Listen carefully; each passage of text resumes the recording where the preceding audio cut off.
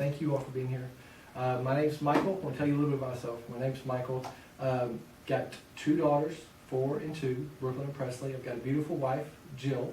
Got a full-time job, so my day is pretty packed, but I've recently decided to continue my education. I wanted to do this speech because I want to persuade people not to make the mistakes that I made. I decided that I was going to take a year off from school, and that year off from school actually ended up lasting for 13 years. So it's real easy for that 1 year to turn into 13.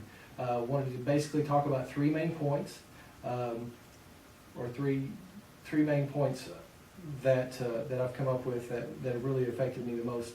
The first one is the effects of taking a year off. The second one would be what taking a year off can lead to. And third, how much more difficult the school is after you take a year off.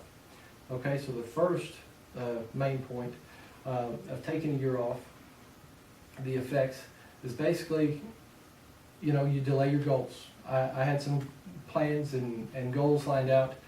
Took that year off and decided one just wasn't enough, so I took another and another, and it ended up being 13 years, like I said. So I've definitely put a hold on all my goals that I had for myself. And then secondly, what taking a year off can lead to. Basically what it led to for me was another year off. And the delay of my goals, and now I do have the 2 little girls. Wouldn't trade them for anything, but they definitely require a lot of time, and it's time that I could spend studying. Like when I was 18, just out of high school, it was so much more easy because all I had to do was go to school, wouldn't work part-time. Now I'm having to work full-time, and I still have the 2 little girls, and the wife, and the full-time job. And the third point is basically how much more difficult the school is. And I've already basically covered a little bit about that, but if you add the school with the girls, with the wife, with the job, it basically leaves no time at all. My typical day is I wake up at 6, get the girls ready, get myself ready, get to work by 7:30, work from 7:30 to 4, come home, play with the girls from 4 to 6, 4 to 6, then we get the girls ready for bed, get them in the bathtub, get them cleaned up. By 8 o'clock, 8:30, they're in bed.